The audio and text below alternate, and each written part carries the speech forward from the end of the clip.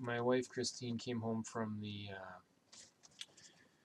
post office the other day with this box of books. It's Karl Barth, Church Dogmatics, 14 volumes. Pretty well his half of a life's work, 10,000 pages. And one of my classes, my professor was going on about the doctrine of election, which you find in this volume 2. It's about 500 pages long, and he says it's one of the most important things that Karl Barth has written about. So I decided as part of my post-course work for that class that I would try to read it.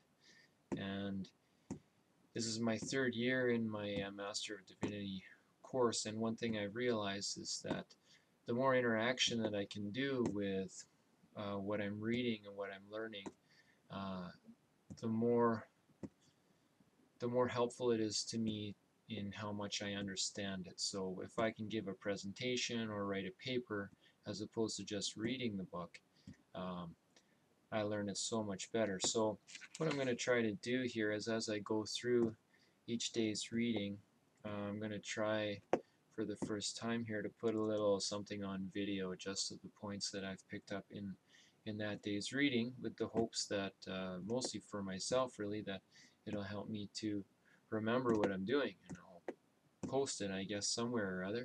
And if anybody's bored or crazy enough to listen to me, well, feel free. So he starts at the beginning on page 3 and ends on page 509. And so today I read about 15 pages in about 2 hours. And, that's about the pace of reading Karl Barth. If any of you have ever done that, you'll know it takes about 3 to 4 times as long to read him if you're going to understand it as it would for any other author. So let me give you a little recap of just day 1 of the reading of Karl Barth's chapter 7 in Church Dogmatics, part 2, volume 2. It's section 32 of his work, and entitled The Election of God. He starts off reviewing and then really comes out with what is really novel in his understanding of election. That election, he says, is the sum of the gospel. Now that's a strange message to an evangelical Christian, for which election has certainly not been the main emphasis in what we would say is the gospel meaning the good news. Election has not really been very good news. But Barth really is contending here something quite the opposite, and saying that no, that actually is. It is it. It's the sum of it. It's all that's entailed in the gospel, is the election of God. So he sets out talking about Jesus Christ, and as he is rehearsed in the parts leading up to this, I gather, because I haven't really read them. But the only way that we can know anything about God is by the fact that God has revealed himself. He is a self-revealing God, and it's because he reveals himself that we know anything about him. Otherwise, all we can do is make posit our own ideas about who and what God is, and in the end, all we end up having is a reflection of who we are as people, and that obviously can't be God.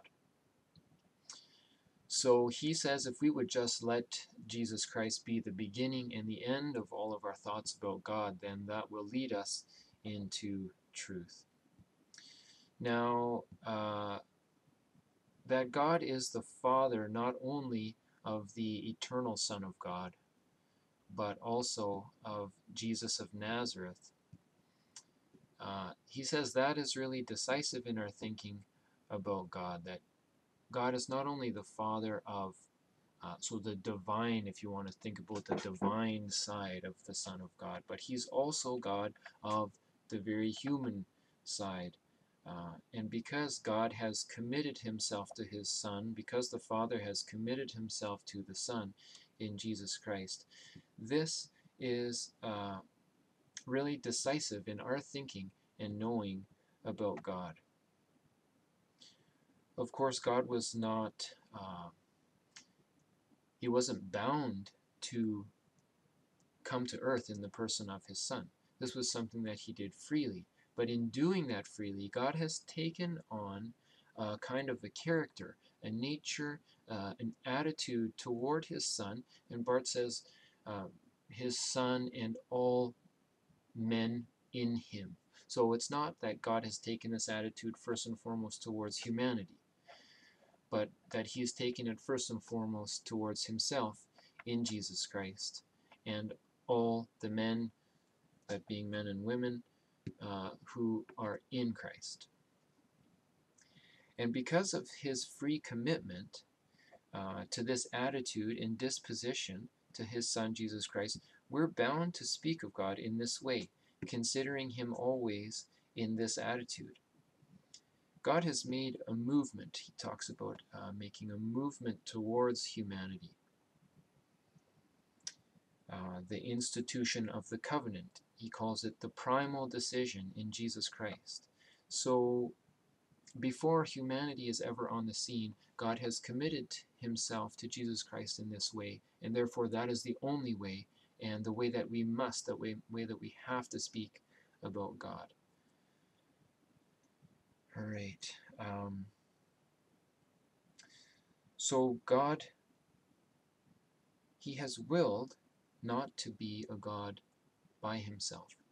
Not that he needed the company of anything else, that he was perfectly satisfied in his own eternal being, but out of his free will, out of his love, out of his grace towards his creation, he has acted freely in this way. And for Barth, that is what really changes it. He says that this doctrine of election is not to be a message that is part joy and part terror. He says it's not part salvation and damnation. It's decisively a proclamation of joy. And really, that's what I think is the most interesting part of this for me, is that that is really interesting to me. If God has decisively acted, and for Barth, this is a message of joy, I'm interested in proclaiming a message of joy to people. I am not at all interested in proclaiming a message of God's sovereignty, whereby God would choose some to heaven and choose to damn some other people to hell, not on any basis of what they have done in their lives, but purely on some holy and divine predestination. And so that's really the bridge that goes into the second part of what I read today, where Barth starts talking about the doctrine of what is known as double predestination, typically associated and finding its fullest form in Calvinism. The idea here is that, and you know, you can see why they would get this from reading some of Romans chapter 11. But essentially here what happens is that before the creation of the world, God chooses certain subsection of humanity to elect to salvation, to heaven, and there's another column of people before they're ever born are chosen purely by God's free choice. He's God, so he can do whatever he wants, and who are we to say whatever that is? That he chooses others to be damned. And that's what double predestination is all about. And so Barth takes Calvin up on that, and that's where he goes into this small print section, and I'm sure you can see this. I mean, he's normally writing in about 8-point, but over here, you know, we have these long sections of probably like 6.3 font or something like that he busted. And those go on for sometimes pages. And so what does he have to say about Calvin? So Calvin here says, where does it? I'll pick it up here. Of course, it's in Latin, so you'll have to excuse my weak accent, but here it is. Here it is. Nolla edificatandi fide apitor est ratio quandum ademus electionem illam quam spiritus Dei corporis nostri obstignat in aeterno in inflexibili de beneplacido considerere. So basically, what he's saying there is, what's the best way to put that? Well, actually, I just realized I actually don't know any Latin, so we'll just skip that part. But he does still have some interesting things to say about Calvin here. Well, basically, he has one decisive thing to say about Calvin, is that Calvin got it wrong. He says it here that, basically, he didn't read the Bible right.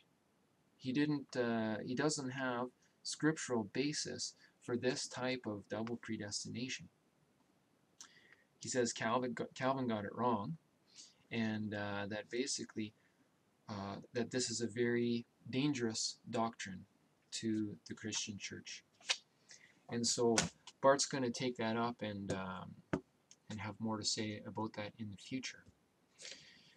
So basically, Barth doesn't deny that there is this no side of God. There is this negative side of God. That judgment is still a reality for Barth, but that the proclamation of the yes is so much more decisive and louder and overcoming the no of God, that is the one decisive thing that we as the church have to proclaim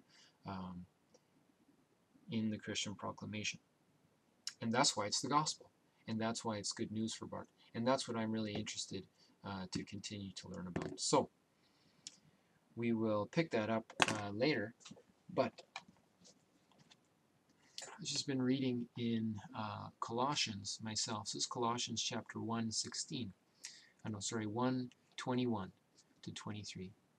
Paul says to the Colossian church, "Once you were alienated from God and were enemies in your minds because of your evil behavior. But now he has reconciled you by Christ's physical body through death to present you holy in his sight, without blemish and free from accusation. If you continue in your faith, established and firm, not moved from the hope held out in the gospel." And listen to this part. "This is the gospel that you heard, and that has been proclaimed to every creature under heaven, and of which I, Paul, have become a servant." And so when I read that, this is the gospel that has been proclaimed to every creature under heaven. I say to myself, how is that, Paul? How is that the gospel has been proclaimed to every creature under heaven? Except that something decisive happened in the person of Jesus Christ in Paul's mind. Something decisive that affects every creature, and that message has gone out already. It is not dependent on me to take it there. I think Barth's probably going to go on to say more so that I need to go and announce that it has happened. But the fact that it has happened is not dependent on me going to bring it. I don't go and bring the message of salvation. I don't go and bring it. It has already happened, I think is what Barth is saying. It's already happened, and my job is to announce the happening, not to make the happening coincident with my proclamation. Boy, it's confusing. It is confusing. But I'm only 18 pages in, so I've got about 490 pages left to clear up this mess. So there you have it. More to follow on the doctrine of double predestination and what Barth has to say about that in the future.